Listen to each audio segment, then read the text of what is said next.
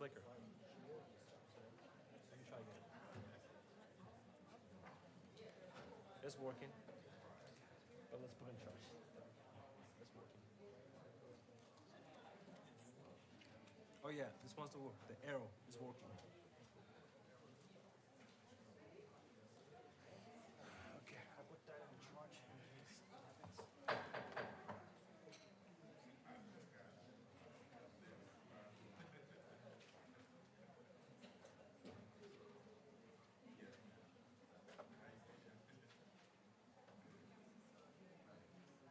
And touch it. Oh, there you go.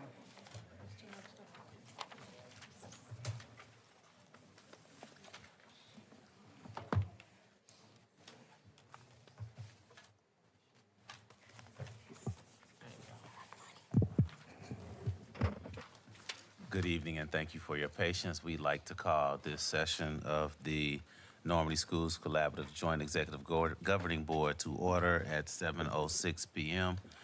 We'd like to begin by establishing a quorum by roll call vote. Madam Secretary? Yes, sir.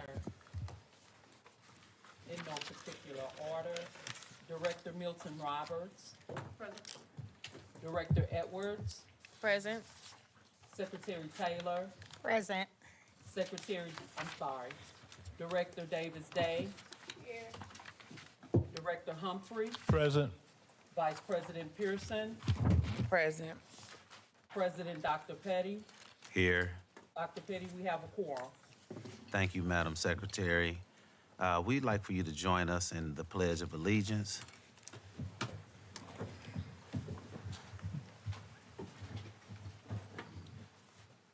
I pledge allegiance to the flag of the United States of America and to the republic for which it stands, one nation, under God, indivisible, with liberty and justice for all.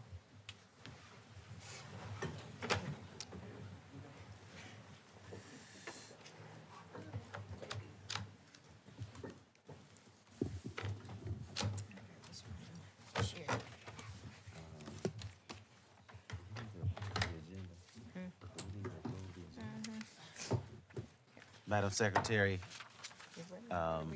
we're going to move forward with approving the agenda for tonight. Yes, sir. I'd like to entertain a motion to approve the agenda. So moved. It has been moved and properly second. Madam Secretary, by roll call vote, approval of the agenda. Yes, sir. I'm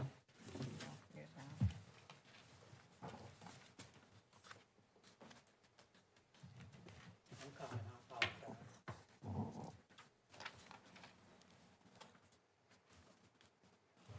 All right, in no particular order. The vote on the floor is to approve the agenda for the evening. Director Humphrey, Yes.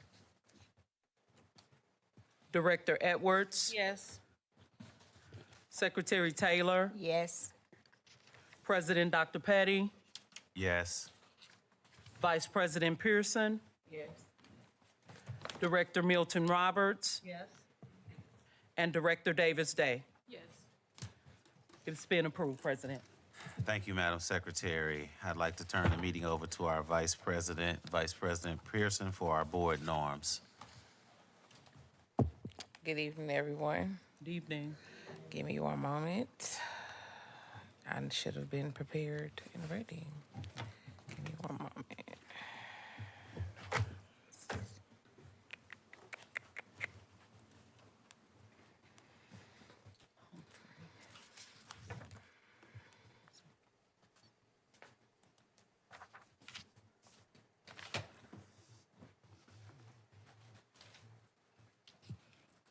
All right.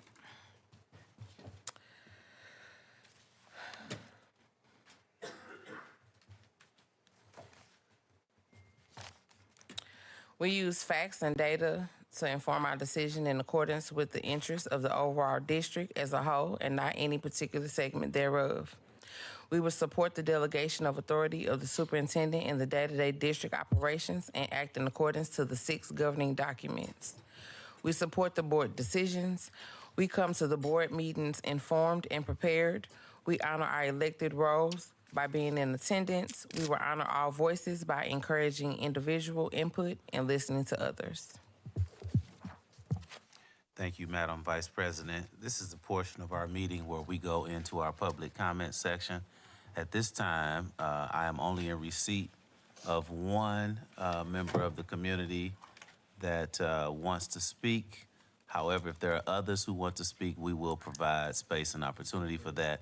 At this time, I'm wondering if Mr. Blackshear is here. If Mr. Blackshear is with us.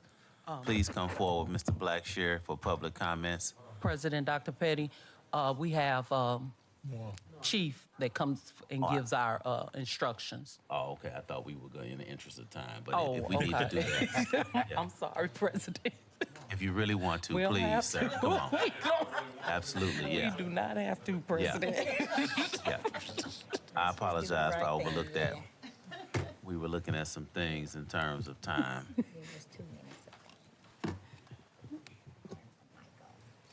Good evening, Mr. President, members of the board, superintendent, ladies and gentlemen.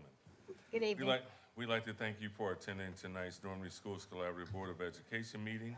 But before we begin, we will review the importance of conducting a productive and orderly meeting. For those community members in attendance who have signed up for public comments, please come to the podium when the board president calls your name. Out of respect for everyone in attendance, yelling, foul language, props, visuals, and addressing the audience are not permitted.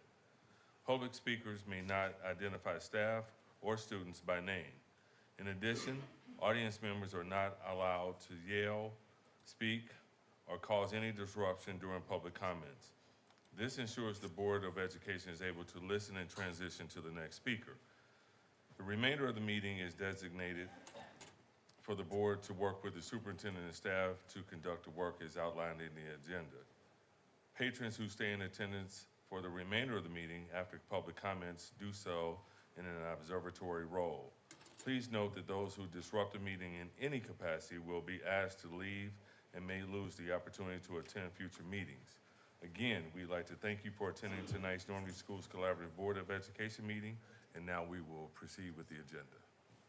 Thank you. We really do appreciate that. Welcome, Mr. Blackshear and company.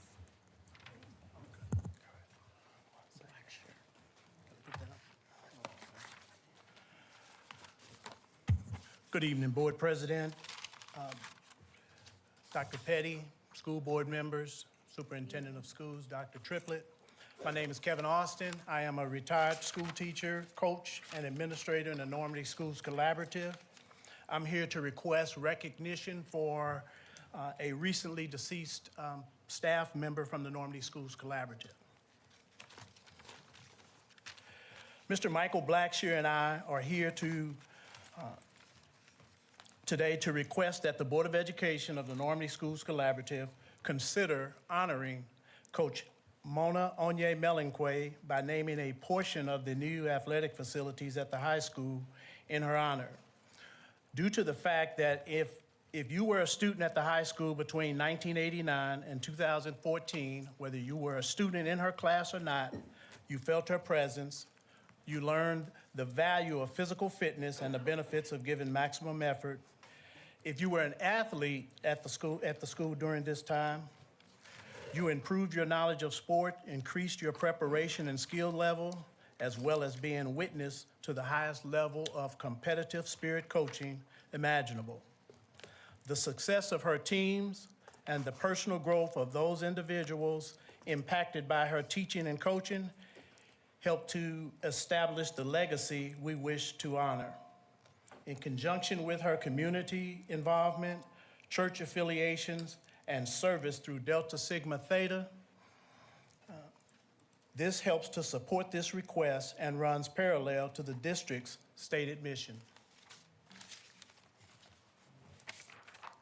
Kevin Austin and I, Michael Blackshear, as two former educators, coaches, administrators, a current Normandy School Collaborative community member, a community member at large of the Normandy School District, and now the Normandy Schools Collaborative, we are compelled to make the following request of the district's leadership. After twice overcoming battles with breast cancer, and as the Almighty Creator would have it, on June 29, 2025, Ms. Mona Anye Meliquay, transitioned to glory. Coach O, as she was affectionately called, was a fighter. And through her many years of dedicated service, teaching and coaching the students of the Normandy Senior High School, she likewise fought with the same vigor and tenacity for the students, especially the student athletes that she coached. Regardless if she was coaching girls basketball, volleyball, softball, basketball, and her favorite, track and field, Coach O was successful, not at just being one of the best coaches in the city of St. Louis. She also worked hard and got the best out of her student athletes. Her unique ability to mix the sternness of a taskmaster with the love and compassion of a mother goes unmatched. The impact of her presence has been and will be felt in the lives of students and people of the Normandy School District for years. She helped build a culture of hard work, tenacity, competitiveness, and the athletic programs that resulted in not only individual teams being successful, but her being a catalyst in the lives of many of the students who went on to become positive, productive citizens. Therefore, it is now, and with this perspective, that we ask that the ones before you and the hundreds and potentially thousands who stand at the ready to lend their support compassionately and wholeheartedly ask and request the Normandy School Collaborative Joint Educational Governing Board, Superintendent Triplett, and Principal Dr. Nave to take the appropriate and necessary actions to form a committee to solidify the reasonableness and take actions to dedicate the new track and field facility located at Normandy Senior High School, the Mona Coach O Anye Meliquay Track and Field Complex, to honor and in honor of Mona and her outstanding contributions, dedication, service, commitment to excellence as an educator, and for representing the Normandy School District as she did. So let me emphatically state that Coach O was the epitome of the district's values as she exuded excellence, exemplified dignity, was fortified with collaboration, competed with tenacity, all doing it with empathy and care. Thank you. Thank you. Thank you, gentlemen, for being here. Thank you, Mr. Blackshear and Mr. Austin. We appreciate that. We are in receipt of your request, and we will work through the superintendent's office to move it through the appropriate processes for due consideration. Are there any others here tonight for public comment? We'd like for you to come if there are any others here tonight for public comment. We're not in receipt of any others, but we want to at least extend the opportunity for the community and the public to be involved in tonight's meeting. Seeing that there are none, we're going to move on to agenda item 5, which is recognition. I'd like to ask, is that Chris Trahan coming forward for that? Oh, Kennedy is coming forward for that. All right. Good evening, Board President Dr. Petty, Superintendent Triplett, board members, and Normandy community. At this time, I would like to call up Julius B. Anthony, Dr. Hope Sutton, and Dr. Tony O. Brooks. All right. We would like to recognize Julius B. Anthony, President of the St. Louis Black Authors of Children Literature and the Believe Projects, Dr. Hope Sutton, Principal of Normandy Middle School at Lucas Crossing, and Dr. Tony O. Brooks, Assistant Superintendent of Student Support Services, for their leadership in launching the district's newest Believe Projects, Literacy Lab at Normandy Middle School at Lucas Crossing. Following a ribbon-cutting ceremony on September 23rd, this marks the district's 4th Literacy Lab and the first located in a middle school in the St. Louis region, expanding on the labs at Barack Obama Washington and Belnor Elementary Schools. An initiative of the St. Louis Black Authors of Children's Literature, the Literacy Lab is dedicated to fostering a love of reading and improving literacy proficiency among students. This effort aligns with Policy KC and Superintendent's Goal 2, Culture and Climate, underscoring the Board of Education's commitment to meaningful community engagement and student success. And I'm gonna grab your picture over here if you just wanna turn slightly this way.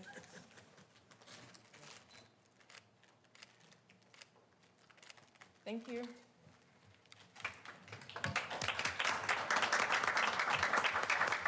And at this time, I'd like to call up Miss Deanne Ward.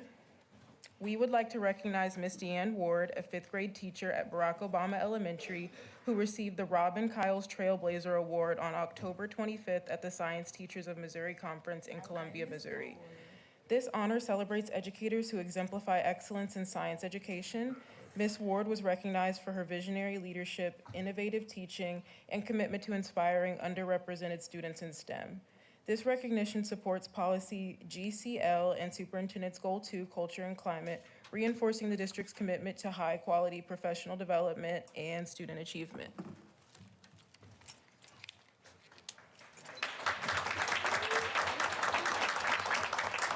Thank you.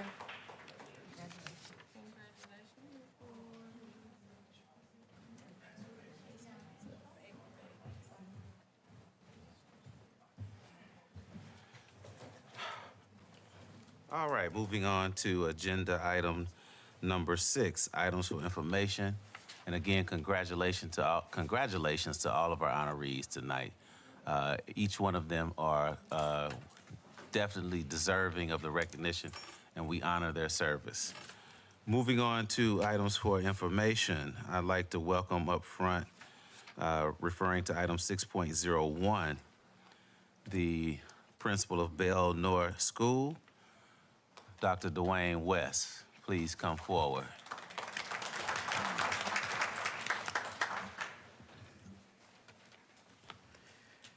Good evening to Superintendent, Dr. Triplett, President,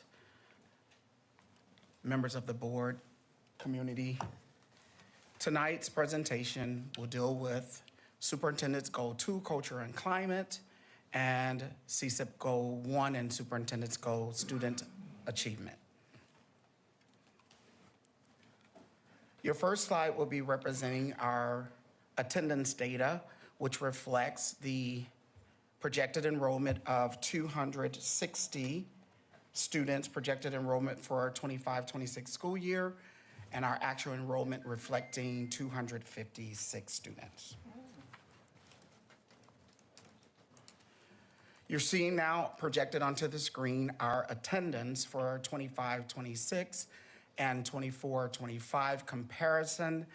And you'll see there that the attendance reflects a 2% increase from last year's attendance during the same time. Actions that we do to actually reflect this attendance is we have an attendance team that meets weekly, a significant increase in numbers of students reporting to breakfast, because we know that when they report to breakfast on time, then the students are at school on time. And I believe around this time last year, we had about 115 students reporting to breakfast, and this year we have about 185 students reporting to breakfast on time this year. So we really attribute a lot of that success to that as well.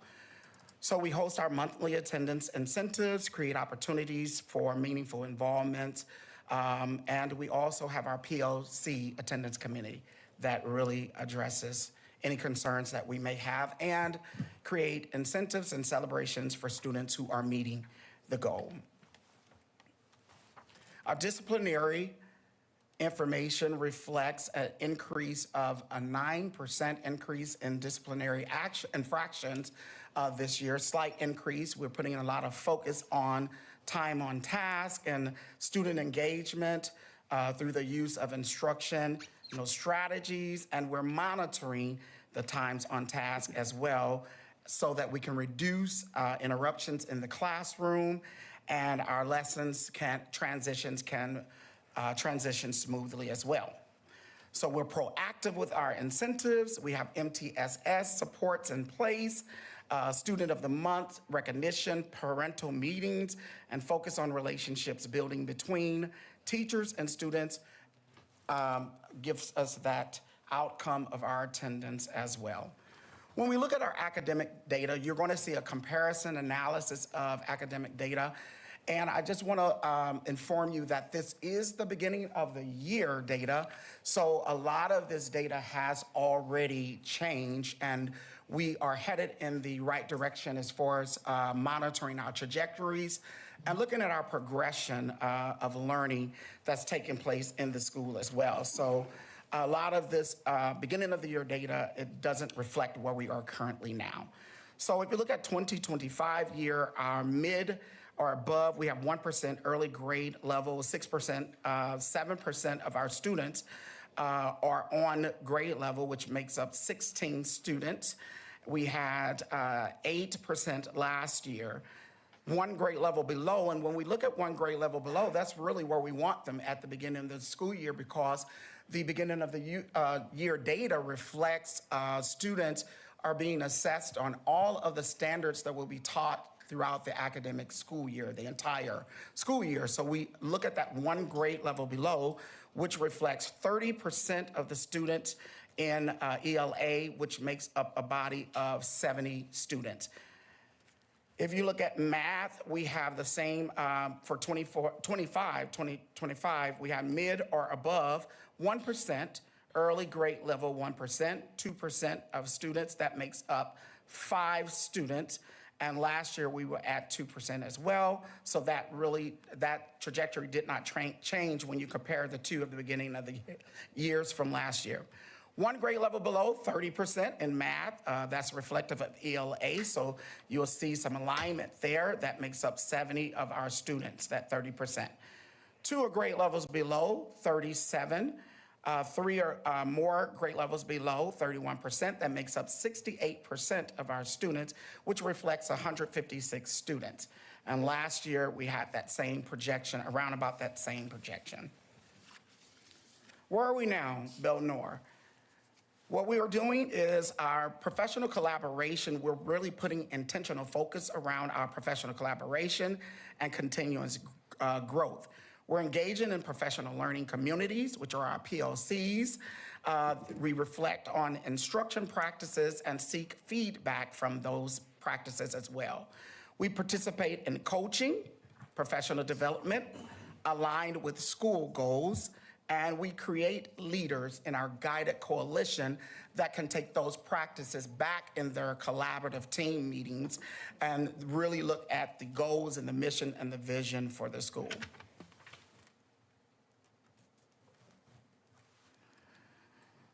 So when we look at what we are also doing at Belle-Noire Elementary School, there are 3 indicators that we really take a close look at, and that is improving reading comprehension and writing proficiency across all grade levels. We increase student proficiency in mathematical reasoning and application. We increase student attendance and engagement in learning. That gives us an outcome of growth goals set per grade level. Weekly PLCs are conducted, reviews to all of those weekly PLCs. We focus on Tier 3 students. Progress that is monitored bi-weekly. We provide multiple opportunities for priority benchmarks of mastery.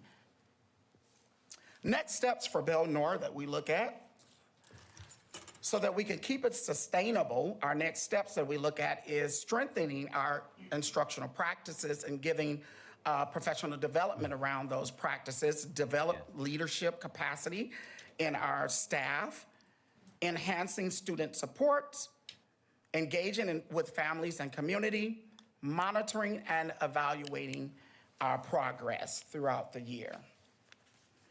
In the closing remarks, I will say that improving a school is an ongoing collaborative effort that requires commitment from all stakeholders: administrators, teachers, students, families, and the community. And ultimately, our school improvement is not a single initiative, but a sustainable and sustained journey of reflection, learning, intentional action to foster excellence in every school and every student. And what we say around that mission and around that motto each day is that we remind our students that we are one team with one goal where learning is required and it's not optional. Thank you. Any questions? Thank you, Dr. West. Vice President Pearson, do you have questions for Dr. West? Thank you, Dr. West, for your presentation. I did have a question that was about the attendance, but you answered that in the first slide. Thank you for your detailed and informational presentation. Director Milton Roberts, do you have questions for Dr. West? No, I don't have any questions. I would like to say, however, since I had an opportunity to visit your school, that you can see your work in action, and it's really very cool. You have a temperature in the building that, you know, everybody is welcome, everybody is included, everybody's important, and that's going to help you to achieve these goals. So, great job. Thank you. Director Davis Day, questions for Dr. West at Bell North School. Good evening. Good evening. I do have a question. Do you have, what type of support staff do you have that's actually housed in your building that you're not sharing, that is available to you, like at a drop of a dime? You can pull them. Absolutely, thank you. So we have a lot of support staff that's in the building. When we talk about, and it's categorized, so our social emotional support that we have in our building, we have a social worker, we have our branch top solution, we have our multi-tier support system that's in place that is led by Mrs. Braggs, and that's a kind of a double-fold component. We have the multi-tiered support system when we're dealing with our emotional learning, but also we have, through that same entity, a support of intervention, that additional intervention that's outside the core, 30 additional minutes that's being provided to our scholars through that same entity as well. And then, of course, we have our counselors and other entities in the building that we pull on to help with that collaborative support as well. And then not to mention that one of our biggest supporters that we have, and when you say pull on, is our partnership with Solution Tree. And I do have a personal embedded coach. When I say personal, I mean specific to collaborating with me around professional PLC and the missions and goals that I set for the building. And then we collaborate together to see how we can get the optimal results out of those things that we collaborate. Okay. Thank you. I have a question about class sizes. I didn't see that in your presentation. So currently, right now, we are pretty good with class sizes with the exception of our third grade. And every day, we're being very vigilant around addressing that. We don't let that stop as the class size. We make sure we make certain that we have support in those classrooms each day. But those are the two classrooms right now that we are addressing that are oversized. But as far as all of our other grade levels, they're sized pretty properly. Do you mind telling me what oversized looks like in those Absolutely. classrooms? What oversized looks like in one classroom is 33 students, and what oversized look like in the other is 35. Did you have any turnover from last year? As far as staff is concerned, yes. I'm happy to report that I believe Bell North, and I don't want to misquote this, but when it comes to us retaining our staff, we have a really good retention rate of our staff returning, and then staff that did leave us left for retirement reasons or relocation or something like that. So we have a pretty good retention rate at Bell North. Okay. Thank you. All right, Director Humphrey, do you have questions for Dr. West? Well, first of all, thank you for your presentation. If you would spend a moment talking to me about tutoring in the building, what does that look like? Absolutely, thank you. So with our tutoring in the building, we tutor grades 1st through 5th grade. Each one of those class, and it's broken down throughout the week, so there are multiple opportunities for students to attend tutoring. And how we gathered the students to attend tutoring is we used our iReady data, and we looked at students whose academic outcome was 2 to 3 years below. And we took those students and we divided those students up among teachers in the building. And so Monday through Friday, tutoring opportunities are offered to our scholars, and we have about 20 students per grade level that are attending those opportunities for them to receive tutoring Monday through Friday. So of the 256 students you have in the school, how many of them are actually participating in tutoring? I don't have an accurate number for you, which I can provide that for you later.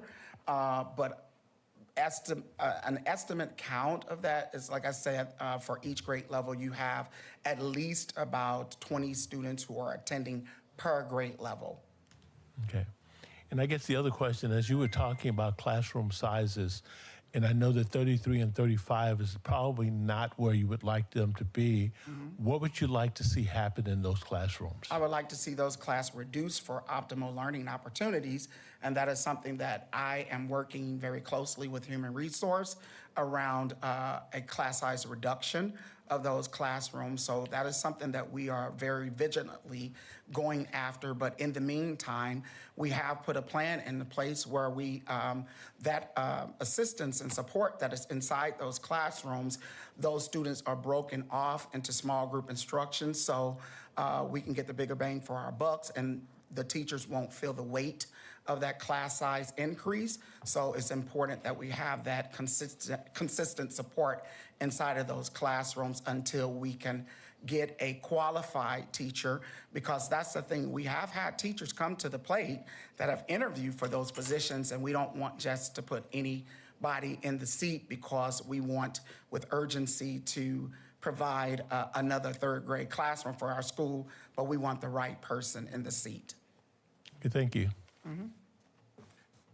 Director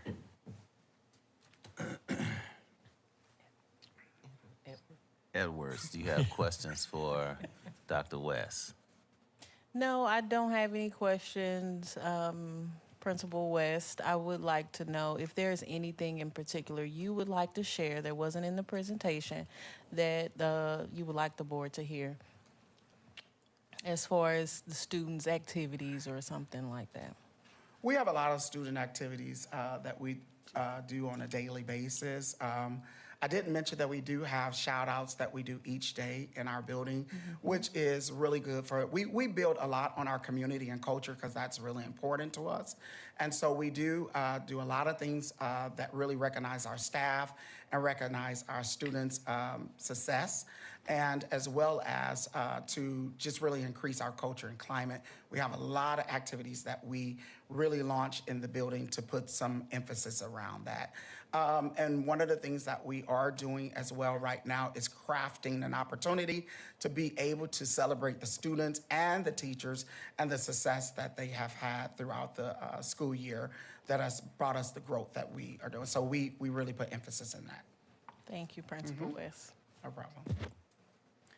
Secretary Taylor, do you have questions for Dr. West? No questions. Just like to say thank you, Dr. West, for the presentation. Most of the questions I may have asked have already been asked, so I won't do that again. But thank you, and it sounds like you're doing a great job. We appreciate you. We appreciate you. Thank you.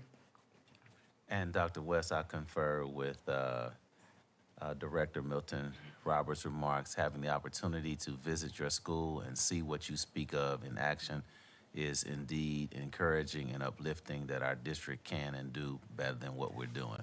So thank you very much. You're welcome. Thank you. Thank you. Thank you. All right, again, we thank Principal West for that information about Bell North School. We look forward to additional student achievement data coming up in our meeting next month. At this point, item 6.03, audit update agenda item for Carlton Brooks. 02. Oh, 6.02? Yes, sir. October 2025 Board Financial Report Analysis for Carlton Brooks. He's got both of those.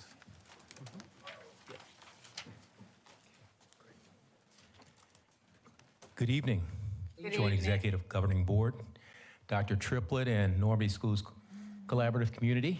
Great to see you all this evening. As Dr. Petty has mentioned, I'm going to be speaking with regard to our financial update, year-to-date financial update at this time. And I'm going to also take us through a few minutes of an analysis. We'll look at a cash flow analysis of our fund reserves currently and all the way through the balance of this calendar year through December. So, to start things off, our financial position, we have roughly through October 31st, roughly $11.9 million in total fund reserves, which is pretty solid. So that equates to about a 17.66% overall fund balance reserve.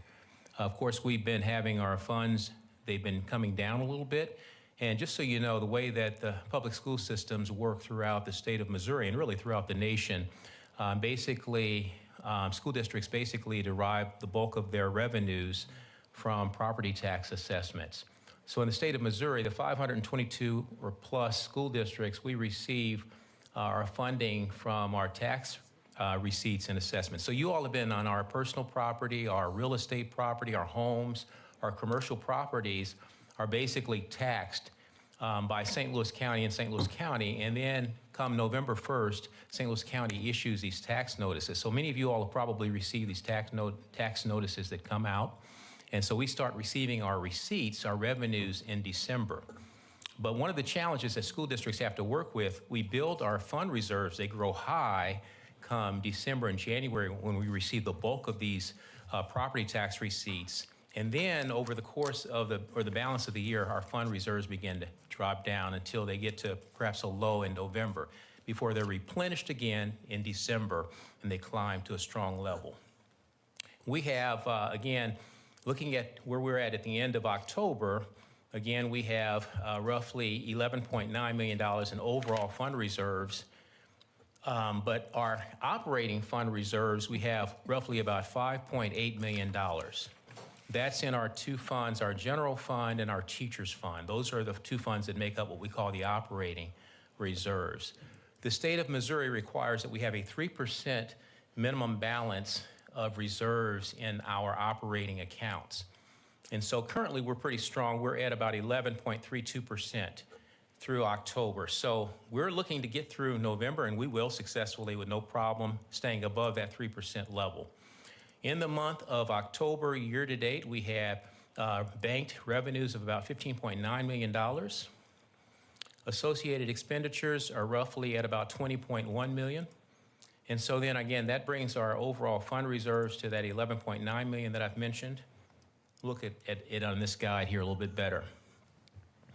So we had ending fund reserves or savings or balances of about, if you look at that far right column, $16.2 million.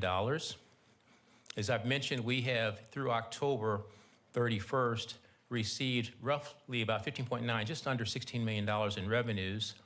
We have spent or paid out roughly $20.173 million in expenditures, which leaves us at a fund reserve of about $11.995 million. If you look at the fund reserves just in the general fund and the teachers fund, those total roughly about $5.8 million. So again, we have our overall fund reserve is at that 17.66% balance, and then our operating fund reserve is at 11.32%. Again, well over nearly almost three times what the minimum requirement is of 3% for the state of Missouri. We're going to look at dive more deeply and look at the cash flow analysis, but I wanted to mention a couple of other important financial things that we've got going on in the district currently. We're continuing to work with the Highland Fleet Corporation because we're receiving about 15 electric buses. And our board, many of you were involved in the groundbreaking activity that we had last month over at our transportation depot. Our operations director, Ms. Days, and her group has been helping us with that. We've been working with our construction management team, KAI, and that was a great thing. This is a wonderful thing. So those buses are due to be coming in at the end of December, but we won't receive them until probably February. And we will be basically implementing them into our system, our transportation system. They will be dedicated toward basically local routes. So they'll be running all of our local routes, not our overnight routes or extracurricular student activity routes, but they'll be handling all of our local routes. Secondly, we are interviewing respondents currently after issuing an RFP on a new accounting human resource system. So we've notified, we're working on that currently. Thirdly, we continue to move forward with the ESSER 3 construction projects. So you all see the great things that have happened at the high school. We just recently have completed basically the multi-purpose field. So we'll be able to host some events on that, and we actually have been. And we have a track, a state-of-the-art track and field. So it's outstanding. We have the premier, really, athletic complex in North County, which is outstanding to see. And there are other things, again, the transportation depot, we're doing renovations to Viking Hall, just a lot of great things that are going on currently. Fourthly, we continue to work with our auditing firm, and we have a representative, he'll be coming forward shortly, Matthew Sell, to update the board on the audit. And then finally, we have just recently issued a healthcare broker services RFP. So that has been floated, and we are waiting to get respondents back, and we'll have a committee that will respond and will analyze those results coming out and will help us to make a selection on a new health insurance broker. So those are some of the major things that are going on with regard to operations and finance. And at this time, I'm going to turn things over. We're going to pull up the PDF document because we're going to look at basically this cash flow analysis of our financial position and how we're going to work through the month of November to get to the time in December when we start to get all of our new monies that will be coming in. So the way that the property taxes flow, the way that they work is St. Louis County, again, it bills taxpayers in November based on assessed valuation, our final assessed valuation numbers that are reported as of October 1st each year. So as I had mentioned earlier, a couple of months back, when you, the board, passed the tax levy, the tax levies, we have grown, our overall assessed valuation grew by about 11% this reevaluation period to $480 million of assessed valuation. So that means that we're generating new money in addition to the money that we've got going on. So this here, I'm going to see if we can enlarge this. Please. Our tech team's going to help us do this. Yeah, so we can't. So we can't launch anything on the screen.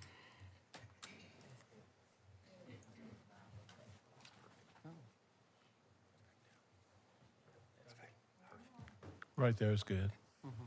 Great. Thanks, Lucas. We've got a tremendous tech team. They come through. So here we have, again, fund balance reserves, October through December 2025. This is an analysis that we've got here. So as I had shown you in the prior document or report, we have basically fund reserves in our operating funds, our general fund and our teachers fund, totaling $5.8 million. That equates to roughly an 11.32% fund reserve balance, well over the mandatory 3% that the state requires. So that total, again, as I've mentioned, is $5,843,901 that we have in savings, bank savings in those two funds, roughly as of October 31st. What we've done here, too, is we work down through this document, we're going to show all the expected expenditures that we have coming in the month of November. And let me mention this, too. Again, the way our tax revenues come in, they come in largely, we get probably 75% close to of our tax receipts. Many of those forms come in December and January. So what's going to happen is we're going to get each week, on each Friday in the month of December, we will be receiving tax payments that will be deposited directly into our accounts. Roughly about $2.4 million will be coming in each week. So we've got to get to the month of December and not exhaust our funds and keep them well above 3%, which is what we're going to do. But what we've done here is we have looked at pulled all of the salary and wages. So we roughly have 3 payrolls that we have listed there, totaling $4.3 million. So that's roughly our payrolls and benefits, by the way. Board paid benefits are going to total roughly $4.3 million. In addition to that, we have other projected expenditures in the form of purchase services and also supplies that total about just under $1 million, $966,000. So we have roughly $5,271,000 of expenditures we expect to flow through our accounts through the month of December that we're tracking. So that would literally, if we did not account for the revenues that we have coming in as well, that would leave us with an overall remaining fund reserve in the operating accounts of roughly $572,148. which of course would bring us down to that 1.11% fund reserve. However, we know that's the worst case scenario before revenues come in. And so as we look at the revenues that come in, I'm going to let my tech team help me, and maybe I can do this. Okay, here we go. So, but what we have to also do is we have to look at the revenues that we expect to come in, which are going to be strong. So we've got an estimated St. Louis County receipts coming in from delinquent taxes, surcharges, et cetera. That money comes in roughly around the 15th of the month later this week or by the weekend, of about $500,000 is what we are projecting. Additionally, we have federal programs reimbursements. We've incurred federal program expenditures, and so our federal programs office is working to get that paperwork completed. And that assessment, actually we've paid, that's a $5 million, it's actually $5.9 million is what the reimbursement request is. So it's actually higher. I'm being a little bit conservative here. And that's coming in, it's slated to come in a little bit later this month. In addition to that, we have $1.869 million of monies coming in from the state in the form of our foundation formula money and transportation money, classroom trust fund money. So we have those monies, so that totals $7.3 million of revenues coming in that will offset the expenditures that we showed coming in for the month of about $4.2 million. So what that's going to do is that's going to actually drive our fund reserves back up to 15.39%, which is a very healthy, 5 times the minimum requirement that the state requires of 3% by the end of the month, 15.39%. Additionally, in looking at the month of December, when our tax receipts begin to flow in, like I mentioned to you, about $2.4 million each week, just on the property taxes alone, we're going to see roughly about in the month of December, with the tax receipts and the state foundation formula monies, et cetera, we're going to see about $11.365 million that will flow in, okay? And so that'll boost our overall fund reserves to 29.13%. And in addition to that, I'm not giving you this assessment, but in January, we're going to have another strong month where we receive the other 2 allocations of our local property tax receipts that'll drive our fund reserves well over into the 30% plus toward 40% range. And so that is, in a nutshell, a synopsis of basically a cash flow analysis of our financial position as we track it over the next month. And we, of course, as a district, we're also monitoring, actually daily. I met with my staff, actually even today, to make sure that we're actually combing through and evaluating all expenditures between now until December, that first week of December, when we really start getting our big money in. So without further ado, I'm done. Any questions? Director Pearson, do you have questions for Mr. Brooks? Good evening, Dr. Brooks. Well, Mr. Brooks. As of today, what is our fund balance percentage? As of today, we are roughly a little bit under 11.32%, so we're in still pretty good position. Okay. You said that you're going to continue to comb through the budget and balances. Please continue to comb through it with the fine-tooth comb. Will do. Thank you. We're looking actually, just so you know, we're looking at any expenditures that might exceed $50,000. Director Milton Roberts, questions for Mr. Brooks? Actually, given that we want to make sure that we keep that fund balance in the appropriate range, have we had any consideration to putting some stops, if you will, on some expenses that are not necessary, just doing some things to make sure that we stay in the zone that we need to be in? We are. It's a great question. That's part of this process that we're talking about with our finance group and with the superintendent. Okay, and that trickles down to the schools and so forth, so things that we're buying, if they're not necessary, they're not being bought. Yes, ma'am.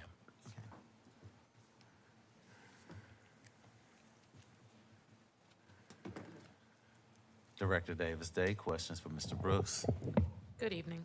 Good evening. I recall when I asked you before, you said you've been here for about 3 years. This will be 3 years for you? 2 years and 3 months now. All right, awesome. Congratulations. Have you seen the fund balance go this low before?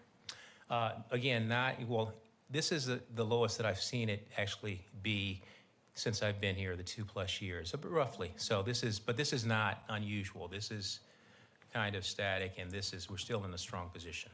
Do you have any factors like that contributed to it? Yes, so a couple of things that are going on. Of course, we have expenditures. Again, this is the normal course where fund reserves do drive down. Okay, they drive down this time of year. Come November, that's usually the low point. So that's just kind of, again, as I've mentioned, for the 520+ districts in the state of Missouri, we all go through this process. And so it's just basically common spending and the timing with revenues that come in at the same time. So we spend down. Fortunately, the district, we've not had to, short-term borrow against our tax receipts because we're staying well above the 3%. So some of the things, we have had some expenditures. Of course, we're addressing expenditures at the Early Learning Center. Those are some expenditures that we've absorbed that we didn't necessarily anticipate. That carved off, say, maybe $1 million of additional expense. Outside of that, we would have probably been, well at or above 20%. So that would be one of the things that was kind of an expense that drove our fund reserves down a little bit more. Thank you. You're welcome. Director Humphrey, questions for Mr. Brooks? Well, first of all, thank you for the presentation. I think the presentation is very clear, and I would just suggest that you continue to give the vigilance of looking at, the expenses against revenue. And because I think one of the things that you might want to consider as you're looking through that process is just considering creating an internal trigger that allows you to see when there's a certain fund balance that you're reaching, that we can actually pivot and make some decisions relative to how we would spend monies before we get to a point that we're trying to figure out, how do we get from where we are to where we need to be. So I'm encouraged because the report is extremely clear.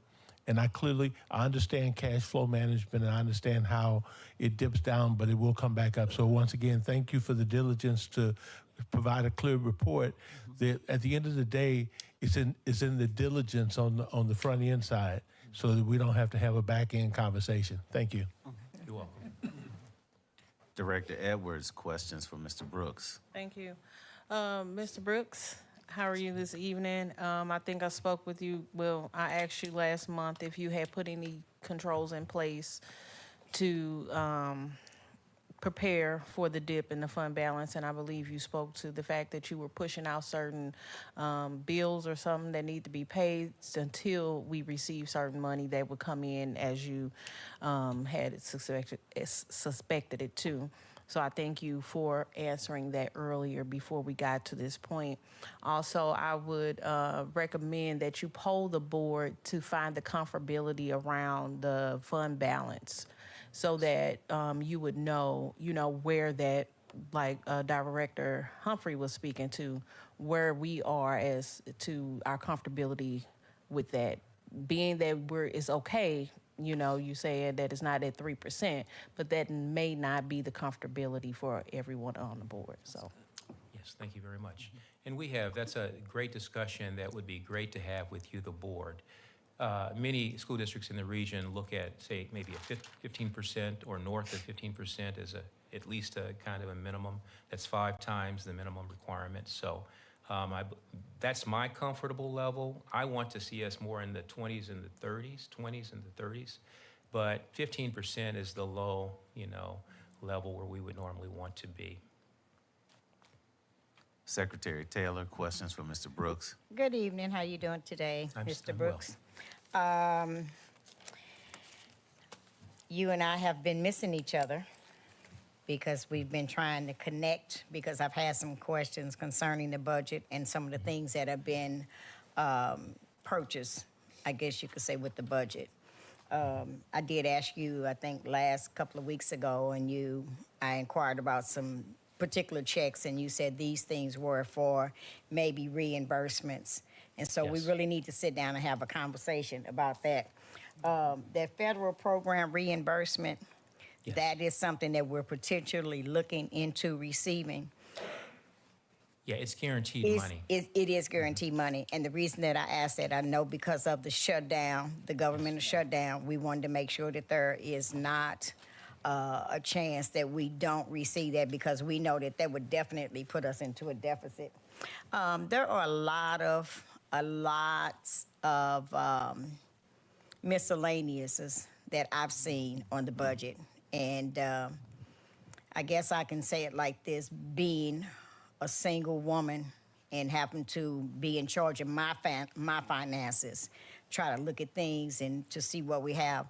And I see that there have been a lot of expenditures that have taken place. And so one of those, even on here, it's saying about those services and supplies and miscellaneous. What are the supplies and miscellaneouses that you're referring to? So the purchase services that are, Not so much the purchase services, just the supplies so the and supplies miscellaneous. are basically two major categories. There are instructional supplies, so those are curriculum-related items, things that we need. The materials, the teacher's supplies for each teacher in their respective classrooms. So we have that. Then we have on the operational side, the cleaning supplies, the cleaning, to ensure that our classrooms and buildings are clean and safe. So those are the supplies that you see. Those two categories are the supplies that we see.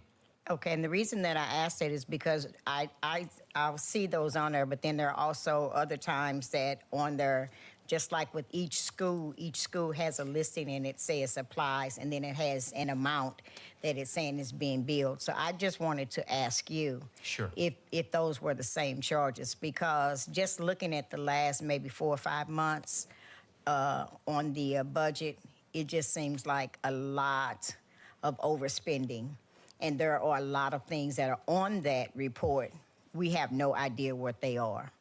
Yeah, And so- I know you've been asked that before, as far as like American Express and the different things. And so there are a lot of charges that are on there.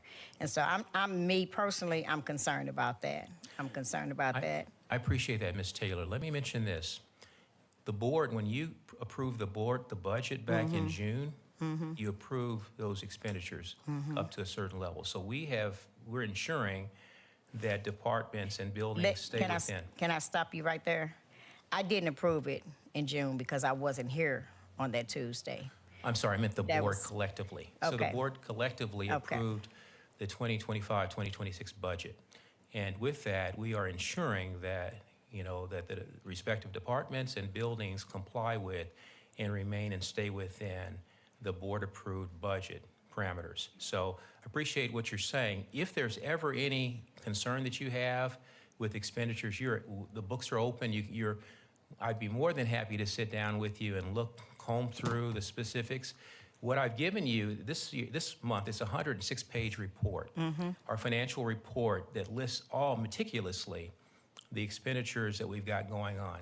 Not just the day-to-day expenditures, but also the credit card expenditures. You have all of the detail. Anything that you have a question about, you can look at that. So we're being transparent, and we're providing the district with information it's never really had before, so that you can feel comfortable. But if you ever at any time want to visit me, or you want me to meet you somewhere to look through, if you have any questions about anything, just let me know. And we've had this conversation, and it seems that we never connect. So I'm leaving you messages, and you're leaving me messages. So today, we just wanted on the record that we need to sit down, because I do have lots of questions concerning that. Okay. I think that's it. Thank you. Thank you so much. Oh, one other thing I would like to say, in addition to my other fellow board members, we are kind of concerned because it has been such a great decline in our budget, our operating and our fund balance, because each month, I have it on record here, each month I write those down. And so I've noticed that there has been a decline, and that's why I'm concerned. And that's why I asked about the $5 million reimbursement. If anything should happen and that we don't receive that, we're going to be in big trouble. Yeah, Thank we've been you. receiving, that is not an issue. We've been receiving all of even with the government shutdown, we've been receiving our monies. So those monies are actually dispersed. The state works, DESE works to disperse those monies Okay. on behalf. So we're fine. We're going to be fine with that. Okay, thank you. You're welcome. I did want to say one last thing. Next month, the superintendent and I, we are looking at, and we've talked a little bit about this, but we're looking at an opportunity next year for a bond referendum that will really allow the district to address remaining capital needs. It'll be dovetail into the master plan that we're developing, we're working with KAI with. And additionally with that, it will help us. This is a no tax increase, but it will allow us to transfer some of our tax levy over to the operating side that will free up new money that we can utilize for things like salaries perhaps, or tutoring or other types of expenditures. So that's a great opportunity that's on the horizon that we will bring back to the board beginning next month. And thank you for saying that. I'm sorry, President. Thank you for saying that, because we do want to have that on the record. Because if that happens, we would like to see more of that money being transferred so that we can use it within the schools. We know the district is beautiful. We've seen all of that. But we don't want something that just looks good on the outside. We want to make sure that we're doing what we need to do on the inside, and that's for our students. Thank you. Amen to that. Director Mr. Roberts, did you have another question? Yes, I heard you mention earlier, I guess today, that you're still working on getting the new systems and so forth for human resources and for finance. So I'm looking forward to that, because that hopefully will get us more in real time with this. The other thing that I wanted to make sure that I added as well is that one of the things that we had begun working on was looking at financial policies and so forth, so that we can make changes so that we are, definitely in compliance, but also so that we can be very frugal, okay, going forward. And so I think it's very important that with these new systems that we also are doing that work as well, and that needs to be very expedient, because I think, finances in the world today are a little bit uncertain. So we need to make sure that we are putting those controls and things in place. Some things that we've been doing, autonomously out in schools maybe shouldn't be, or what have you. I don't know that, but just saying that we really need to put a very close lens to all of those policies to ensure that we are being as fiscally responsible as we possibly can be. Thank you. Dr. Brooks, thank you for your presentation.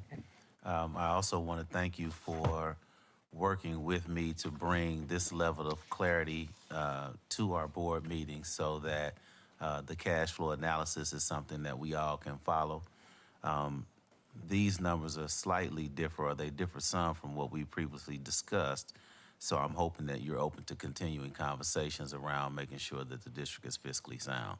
Thank you so much for your presentation. Appreciate you. Thank you.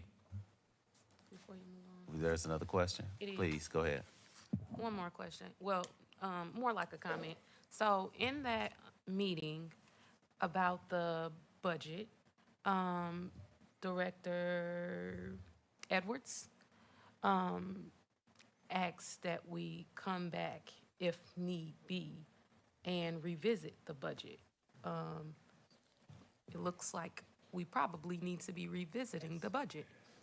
We will, because there will be some amendments, so we will bring the budget back. We did say that. So we will be in January. Thank you, Dr. Brooks. Thank you. We appreciate that.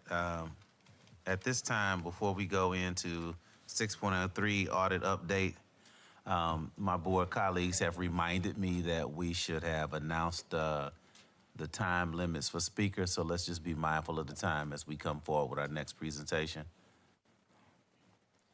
This time, we have a representative, the lead auditor for our CPA firm is here, Mueller, Obergefell & Jones, LLC. And this is Matt Sell, Mr. Matthew Sell, and he's going to provide you with an update with regard to the audit and the development. You've gotten this information, but what's going on with the federal government. Good evening. Good evening. As Mr. Brooks mentioned, my name is Matthew Sell. I'm here on behalf of Miller, Obergefell & Jones to provide an update, particularly on the single audit portion of our audit report. In order to conduct our single audit, there are guidelines that we have to follow that are released by the Office of Management and Business.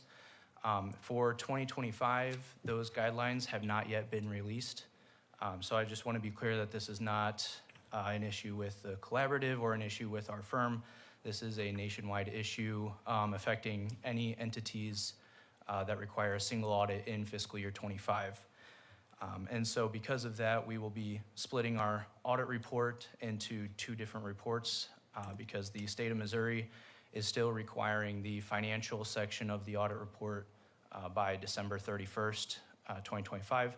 So we will still be issuing that by December 31st, the financial section, and then we'll be issuing the single audit section at a later date because currently there is still no timeline for the single audit guidance to be released. So that will be completed at a later time when the guidance is available.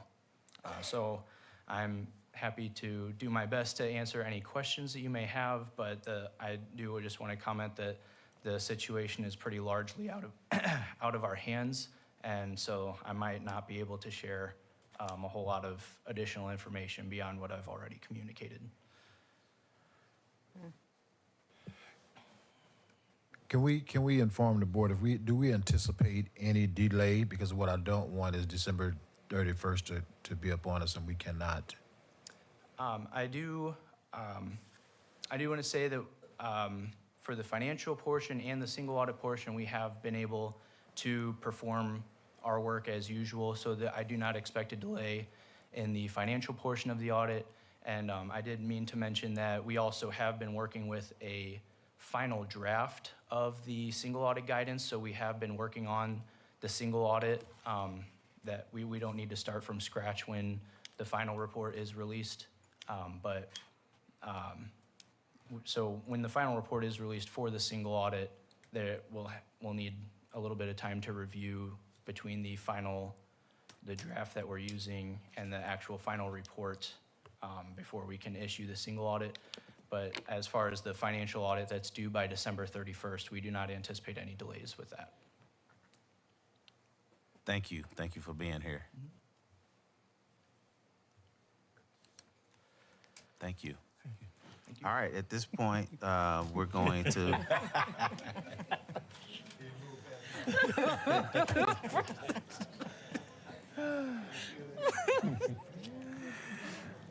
Item 7.01, time change for board meetings.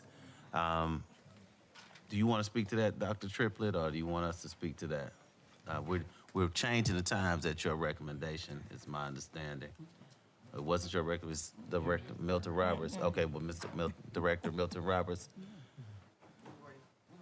We've already, but we just need to do a public vote on it. We just need the public to know that this is what's happening and that we're gonna officially vote on it on the board, so it will be official. We open for comments? Yeah, if you want. I'm sorry, Any Mr. President. discussion? Well, I would ask that we have a motion and a second, and then if there's any discussion, we catch it before the vote. Sure. Motion. All right, is there a motion to approve the time change of board meetings, executive session and regular session?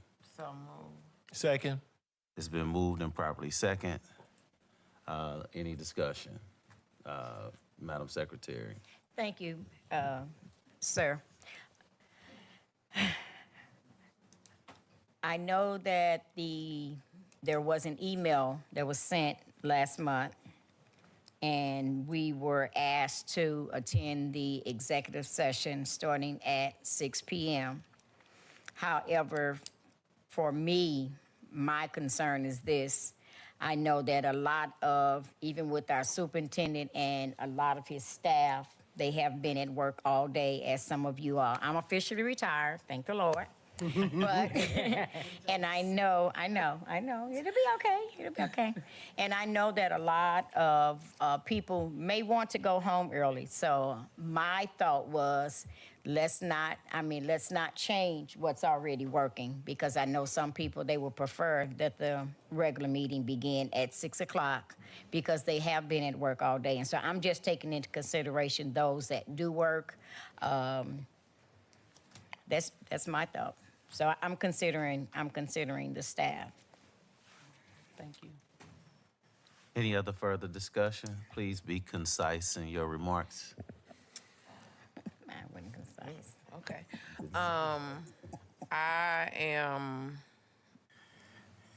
I'm with Secretary Taylor. If we can continue with the flow of the meeting, how we've been having it, maybe we could have our executive sessions afterwards. Because unfortunately, not like Secretary Taylor, some of us still have to go to work. I'm sorry. And, you know, some of us have that good old 9 to 5. So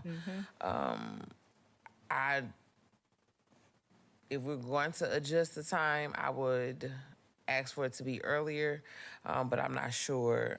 My main concern was you, Davis Day, because I think we get off at the same time, but I think you travel and settle and all that.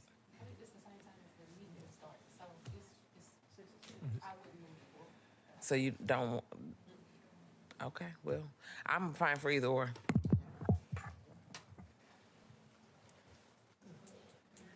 Okay. No, 6 o'clock, I can't do earlier than 6, so that, so 6 is my thing.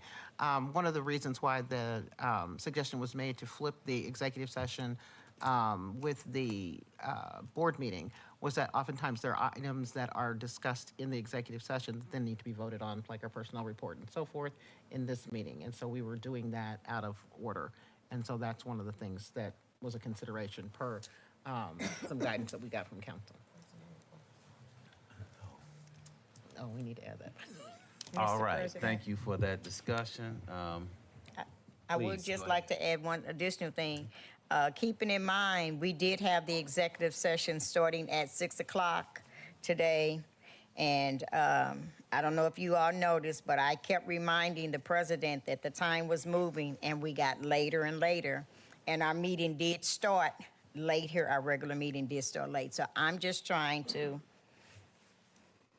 keep it for those that have worked all day. And it makes it I think it just makes it a lot more convenient for them if they can come at the 6. And then during the executive session, we can still, commit to saying, hey, we're going to spend 1 hour in this executive session only. All right, we're calling for the vote, Madam Secretary. So President Dr. Petty, the vote on the floor is to change the order of the meetings for executive session to be held before public session. Okay, I just wanted to get that right. Yes, ma'am. Director Milton Roberts, we're voting. Yes. Director Edwards, Yes. Secretary Taylor. Ask the question again, please. The vote on the floor is to move the executive sessions to be first prior to the public sessions, to start at 6 o'clock, the executive sessions, and the public sessions will start at 7. No. No. Director Davis Day? Yes. Director Humphrey? Yes. Vice President Pearson? Abstain. And President Dr. Petty? Yes. Dr. Petty, the yeses have it. So we will be having our executive sessions at 6 o'clock. Absolutely. Thank you for that. Item 7.02. We as a board, we believe in recognizing and honoring our outstanding staff members, especially when they're being recognized in the community. And we have a member of our high school team that is going to, in the not too distant future, be recognized. And we're asking the board to support that event so that the district can have representation in support of our team member, Dr. Keisha Bird from the high school, as she is going to be recognized here in the upcoming weeks. I'd like to entertain a motion that the board do so support this function honoring Dr. Keisha Bird. So move. Second. It's been moved and properly seconded. Any discussion? I'll call for a vote. Roll call vote, Madam Secretary. Yes, sir. The vote on the floor is for to support Dr. Bird in her being honored with a table. No particular order. Director Humphrey, Yes. Director Edwards, Yes. Secretary Taylor, Yes. President Dr. Petty, Yes. Vice President Pearson, Yes. Director Milton Roberts, and Director Davis Day. President, the yes has it. Absolutely. I understand it's been brought to my attention that item number 7.03 is actually an error and Yes, should sir. have been omitted. Yes, sir. So I we will apologize. forego that at this time. No Yes, sir. problem. No problem at all. We understand. Mr. President, before you go to a consent agenda, because the agenda has been approved, I recommend you make a motion to amend the consent agenda to add personnel report. I'd like to entertain a motion to add the personnel report as presented to the consent agenda. To item 8.12. 8.12, yes. That's correct. Do we have a motion? So moved. Second. It's been moved and properly second. Any discussion? Roll call vote. Madam Secretary. Yes, sir. No particular order. Director Davis Day.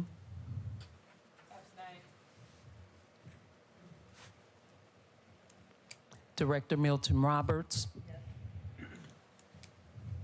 Vice President Pearson. Yes. President Dr. Petty. Yes. Secretary Taylor. Yes. Director Edwards. Yes. And Director Humphrey. Yes. President, the yes has it. All right, item 8, items for consent. I'd like to entertain a motion that we approve the consent agenda as presented. So moved. Second. It's been moved and properly seconded. Any discussion? May I be recognized to speak? Please. Thank you. Director Edwards, discussion on the consent agenda. I do have a question about 8.10. Has the policy committee made any updates or reviewed or have any recommendations of the policies that have been put on place to be approved this evening? Yes, ma'am. We went over those policies in depth, actually, with Ms. Rigsby and Dr. Petty. These are all of the policies that we've gone over in the past and that we sent back to the MSBA for any changes, and they recommended, we went on their recommendation as well. All right, thank you, Dr. Triplett. And these policies that are here contain the recommendations from the board's policy committee as well. Thank you, President. Any other discussion on the consent agenda? I'd like to entertain a motion to approve the consent agenda as presented by roll call vote. Yes, sir.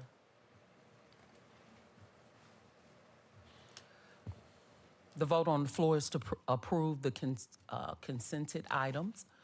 Director Milton Roberts, Yes. Director Edwards, Yes. Secretary Taylor, Yes. Director Davis Day, Abstain. Director Humphrey, Yes. Vice President Pearson, Yes. President Dr. Petty. Yes. President, the yeses have it for the consented items. All right.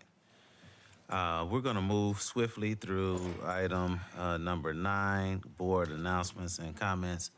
I would ask our board members to be brief in your comments as we move to close out this meeting.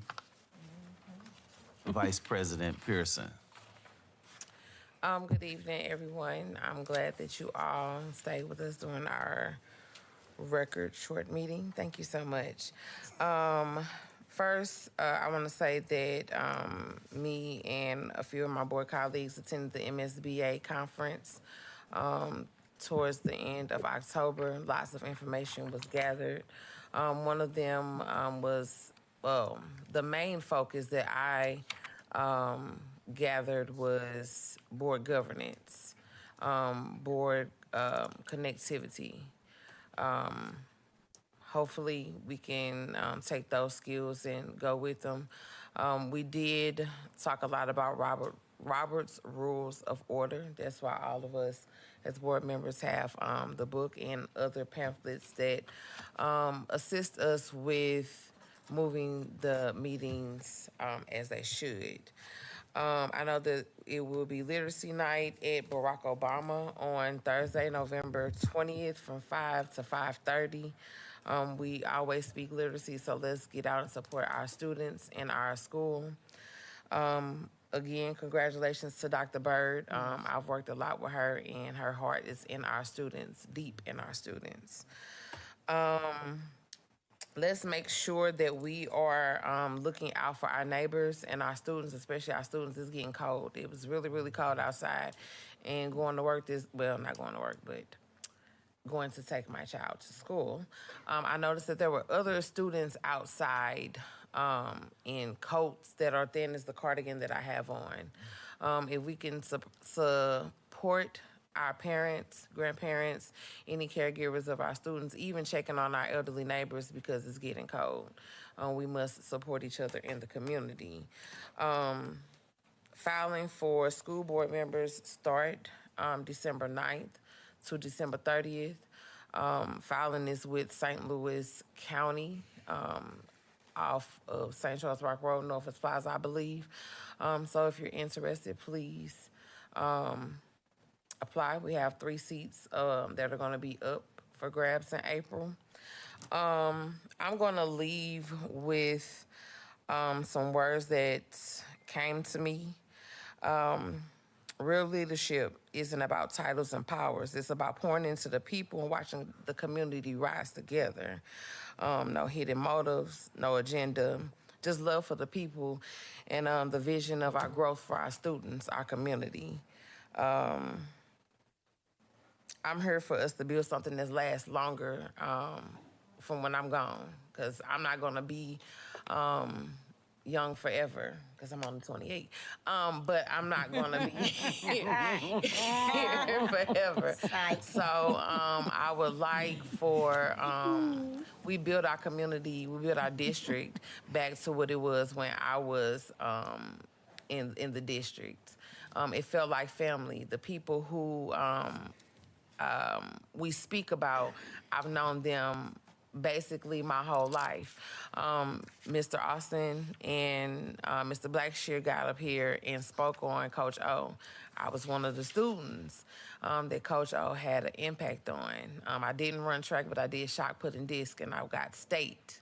And I had state the first in about 5 or 6 years. And that was my first time ever doing it because I was a girl, I like my nails. But anyway, I want us to always remember we're doing this for the students, for the community, and we can grow our district to where it needs to be and where they never thought we could be. That's all I have. Have a great evening. Thank you, Vice President Pearson. Director Milton Roberts, please. Okay, I've got a couple things. One that's not sad, but just a tribute. So I think all of you all know that we lost Driver Henderson, who was someone that was always present, you know, in our different board meetings and so forth. And so just wanted to share with you that there will be a memorial for Mr. Henderson, and that will be on December the 6th. I believe it's at 3 o'clock. There'll be more information coming on that. We actually have some of his memorabilia that we will be bringing to that event, so we can say some kind words and talk about how dedicated he was to our community. The second thing is that I got a phone call, and this person called me like 3 times trying to get me in regards to the second to the last football game that we had over at the high school. And they called me because they wanted to let me know how wonderful the high school was in accommodating all of the officials that came to the game. That the students were courteous, they took care of the officials, the field looked great. I mean, just on and on and on and on. And this person called me like 3 times to make sure that they got that message to me. So I want to make sure I get that message to Dr. Nave and the athletic director and all the students and so forth that help with that. The next thing is that a little bit earlier, you heard that we are supporting Dr. Keisha Bird in being recognized. And I just wanted to say a couple things about Dr. Bird. I met Dr. Bird last year, for real, working with her with Jobs for American Graduates. So she's the coordinator for the JAG program. And I have to say that she really exemplifies what that program is all about. Working with her, we've been able to create, and when I say we, my employer and myself and Dr. Bird, we've been able to create a Garrett Morgan tribute day, if you will, where we came in, talked to young people about Black history, about inventors, and about careers. And we had those students for about 2 hours, and I'm going to tell you, some really, really great students. She continued that work and worked with her team, Dr. Nave, Dr. Parker, Orlando Pitts, I think is his name, and they put together a really amazing career fair that they hosted in the Normandy High School cafeteria with lots of great folks there representing, and we got an opportunity to see some pretty terrific students. What was really terrific about it also is that some of those students we had just seen at the Build My Future career fair event that she also made sure that her students went to. It was held at St. Louis Community College. They got an opportunity to get a taste for all the different kinds of construction and trades careers.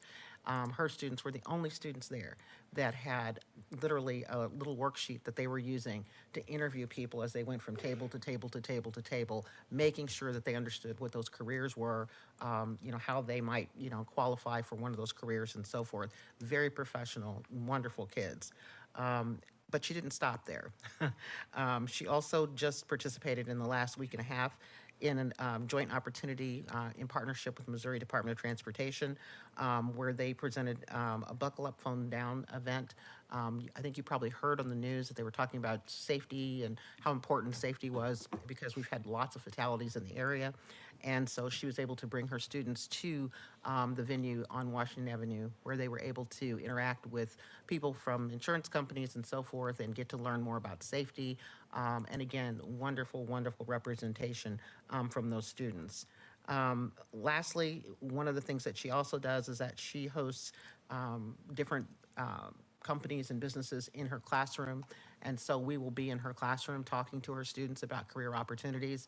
And then something kind of amazing happened, and that is we have a Normandy Schools alum that is an engineer. He's a Missouri S&T graduate. And we got an opportunity to introduce him to Dr. Bird, and they connected. And they're going to be working together to see if they can get some young people interested in a NSBE chapter, so National Society for Black Engineers.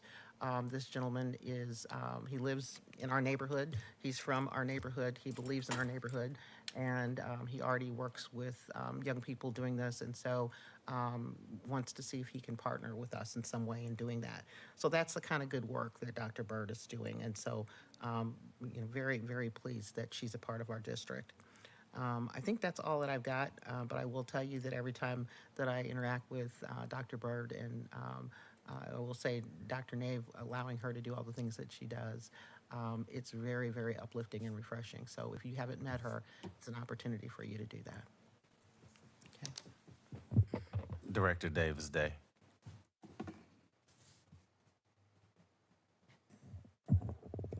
Good evening. I'd like to take this time to just a few minutes to thank the parents that send their kids to our school district, the staff, our teachers who show up daily for our kids, and our staff, all the staff that doesn't get recognized, but also our community members that show up for our kids.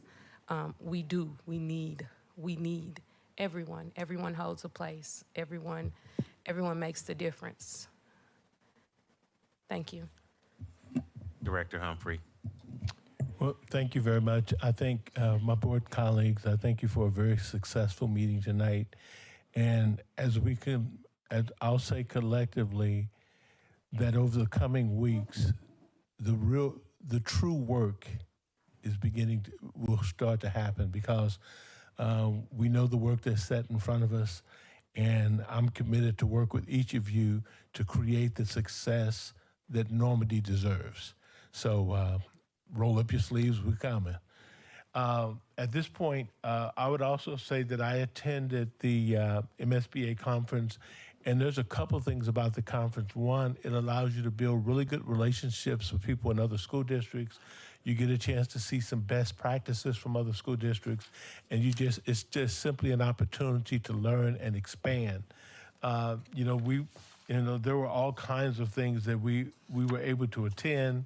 It's just a wealth of information.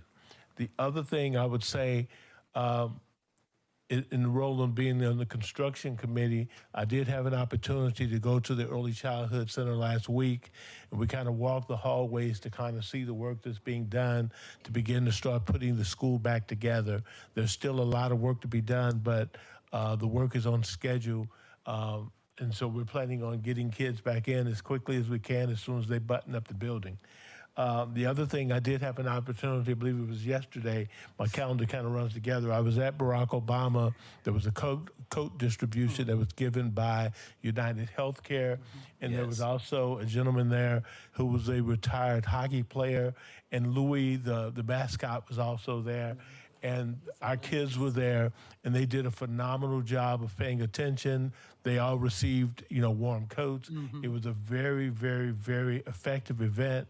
And so hats off to Dr. Burgess at the school, to the fellows at the school, for the coordinators of the fellows, because it was a very well-organized event, and everybody did their part to make it a success.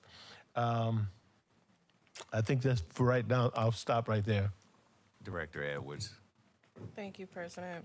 I would just like to say that it's been an interesting month between the last board meeting and this one.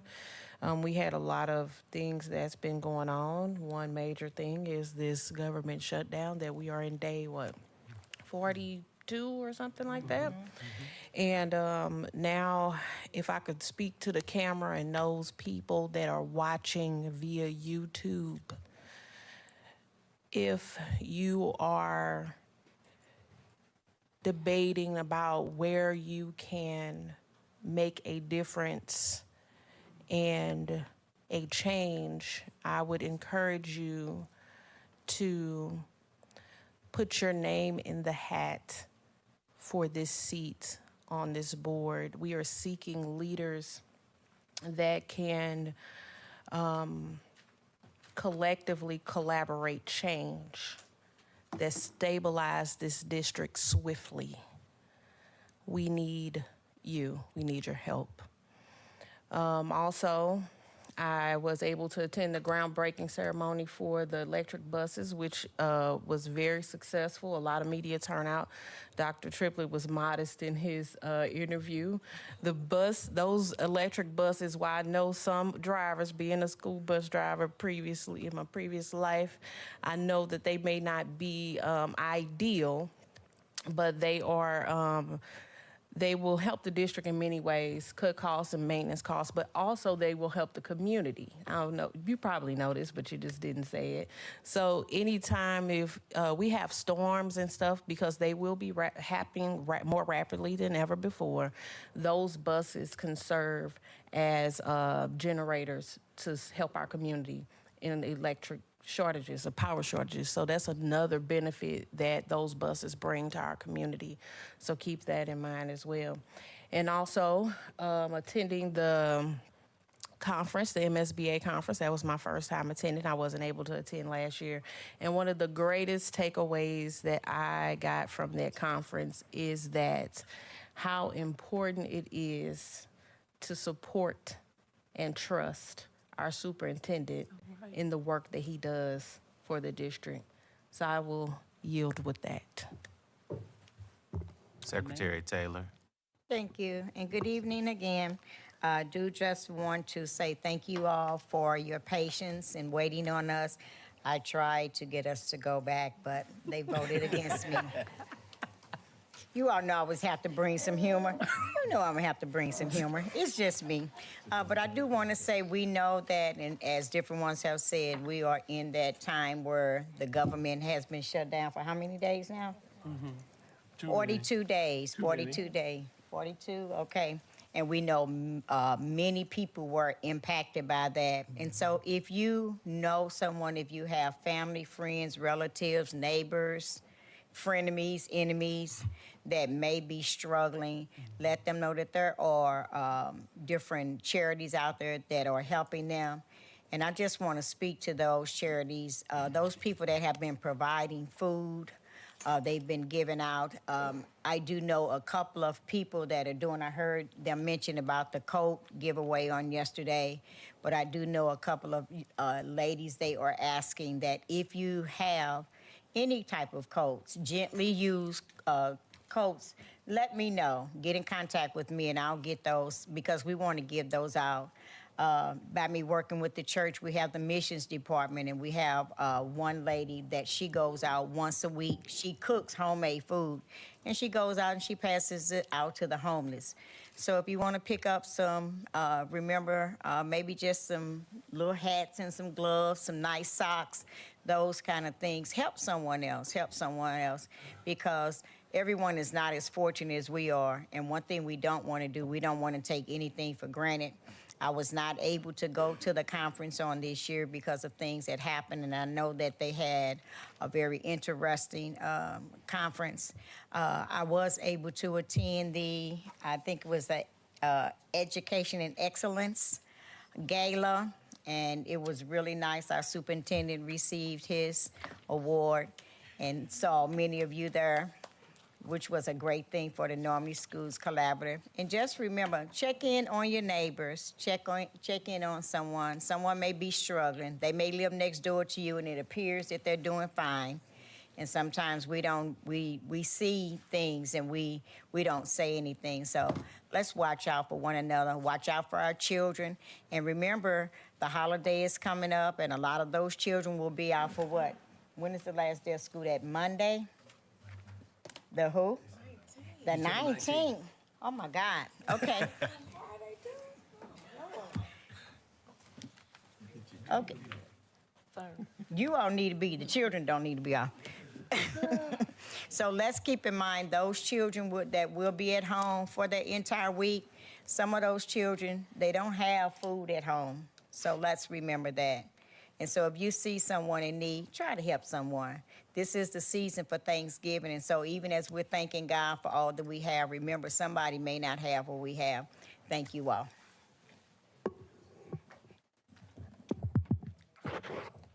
Thank you all for coming out. Good night. I'll entertain a motion to adjourn. Superintendent.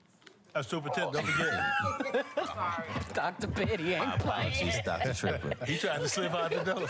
He trying to get it, I'm telling Petty you. say we gone. So, thank you. So first, I want to make sure that I say happy birthday to our veterans. Thank you. Yes, yes.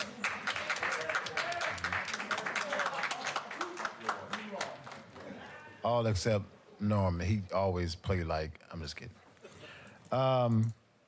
And Director Edwards, thank you. Thank you. Woodard began his restoration on the 24th, so 6 weeks from that day are December 5th, I believe. Correct me if I'm wrong, Ms. Days. They should be complete. Barring any catastrophe, our teachers and students should be able to take up the building when we start in January. We had a career fair on November 7th.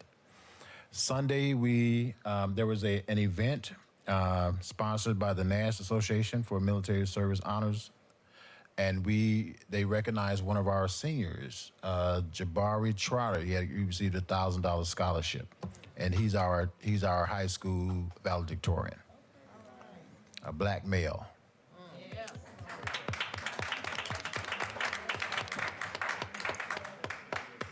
On tomorrow, our partnership, and thanks to Jeremy for his All right.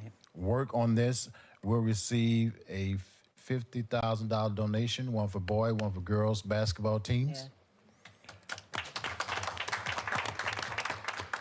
And then in the spring, they will pick a male and a female to be named on the first string scholarship, receiving $5,000 per year for 4 years toward their college path. Remember Thanksgiving? and Thanksgiving break. And our DESE hearing is December 4th at the high school. You'll get more information on that.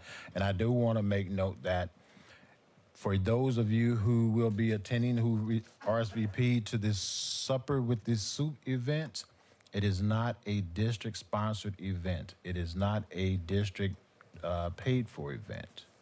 It is a Dr. Triplett event designed to get to know the community folk get to know our staff, and we just have conversation and not talk about shop. I think we're missing that. We have to get to know each other, learn each other, have fun with each other, laugh with each other, cry with each other, whatever that looks like, so that we can do this work together. It's difficult working with strangers, but when you partner with people that you know and you love, the work gets done. So that's what Supper with the Soup is about. Thank you. And once again, thank you for coming out. Good night. I'll entertain a motion to adjourn. Second. It's been moved and properly second by roll call vote. Madam Secretary? Yes, sir. The vote on the floor is to adjourn. Thank you to our president for getting us out of here early. No particular order. Director Milton Roberts. Director Edwards. Secretary Taylor. Certainly. Director Davis Day. Director Humphrey. Yes. Vice President Pearson. Yes. President Dr. Petty. Yes. Our meeting is adjourned. Thanks again to our president. Woo, woo. Wow.